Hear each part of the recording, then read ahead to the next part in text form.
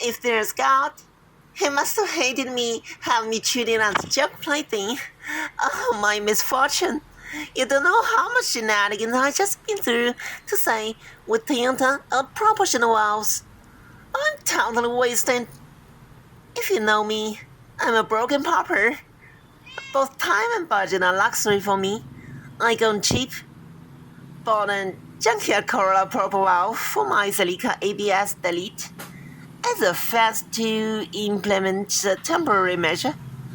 After my pride, the whole new stainless hardlines collected, I bled 3 wheels, brake lines, and the new system behaves great. Only the rear right wheel arch, the wheel arch was emoting and painting, so I ignored that one. And you know what? Yesterday, rear right wheel won't bleed at all, even not braking at all.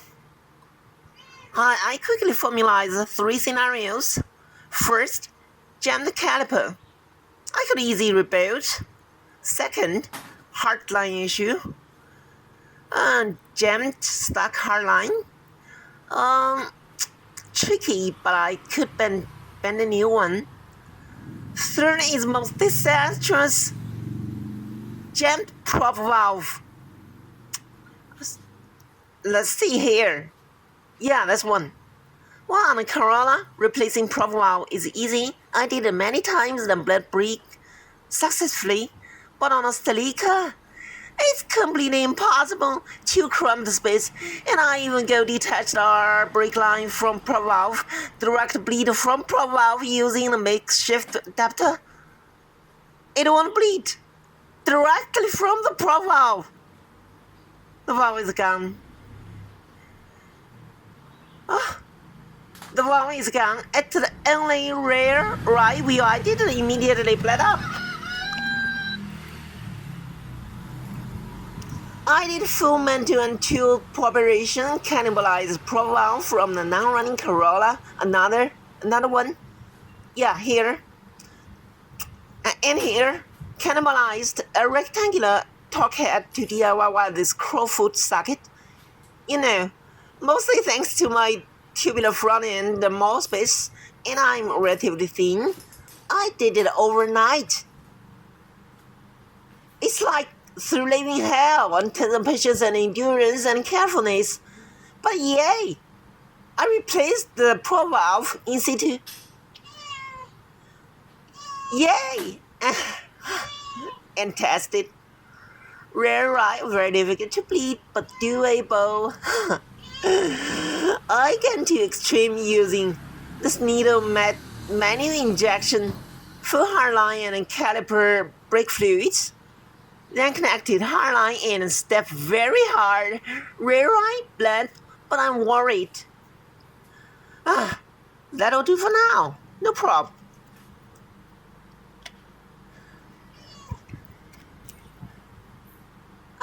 Let's go to.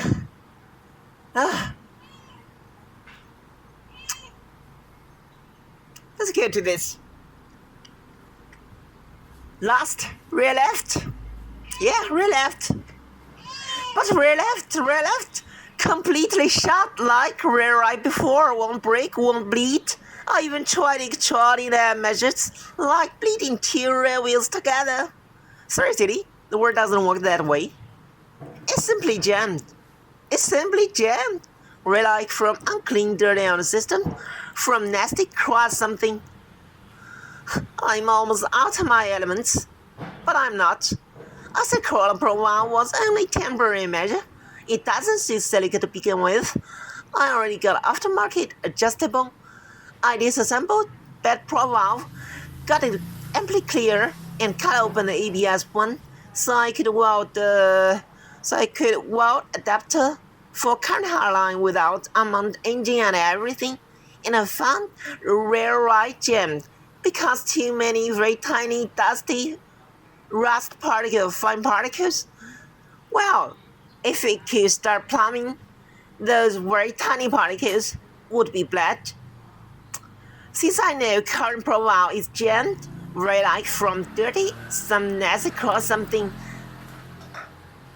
I decided I hammered the rear wheel piston actuator since I definitely won't do this janky hack brute for things as usually it only jam the actuator harder.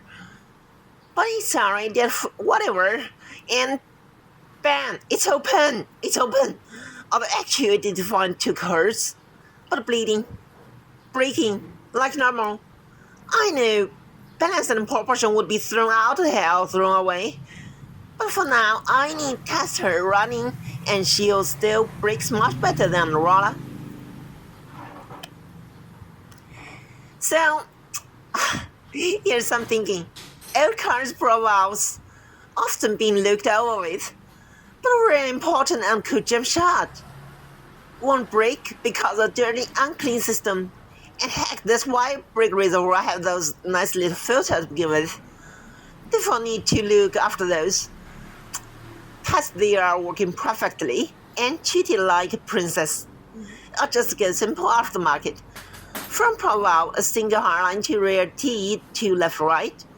Well, if you somehow similar tricky circumstance, what tools do you have to prepare? Here. Okay. Those are my tools for this operation. First one, must have vacuum pump. Forget about what you heard about. Plastic bottles, gravity, bleeding bottle is good, okay? Maybe usable, but not convenient.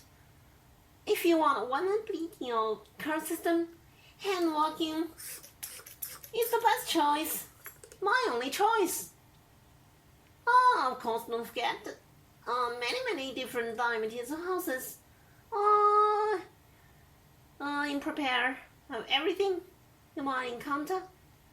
Also, this cheap needle. Almost never used, almost never needed. But just do this one time for a super tricky situation. It helped the testing, it helped priming. It's useful and cheap. And here we have here flare wrenches. Flare wrenches, do I need to say more about them? Absolutely necessary. Also, very good quality ratcheting wrenches. There's also must have thread chaser. Whoopsie. Thread chaser. So those are not necessary, but some tricky situation might help. Also, here's some of my DIY tools. Makeshift. This is my DIY long flex. This is my DIY Crawford socket. Except for tricky situation like the Celica, might not always need it. But quality of life. Satisfaction. This for any brake profile like operation, you want many of those caps, plugs, adapters, thread cup. Yeah, why? Because when you partially disconnect the system, you wanna protect them, seal them, like you might need a adapter for some purposes. You need many of them, and you see this, just cutting edges and heat treated hardened as a makeshift chaser. M10 1.0 pitch. I don't have fine pitch 1.0 at hand. Useful indeed. And talking about brute force, hacking. Yeah, this time, usually, I would now use brute force hacking, but this time it worked. Usually just like rivet. This time I use a rivet to strike, hammer the actuator rod. Usually they would just they would jam them further, stack them. But this time, it opened, it worked. Anyway, because rivet, they are sharp and round, so you might cut and grind them flat before you use any of them. And in some deep, hard to reach places, if you're lucky, sometimes you might be able to reach them using an extension rod. You want to cut opening, so you could insert like this, and you could hammer, bend. Usually it would just jam them further, but this time, bend, open. Whatever. And wait a sec.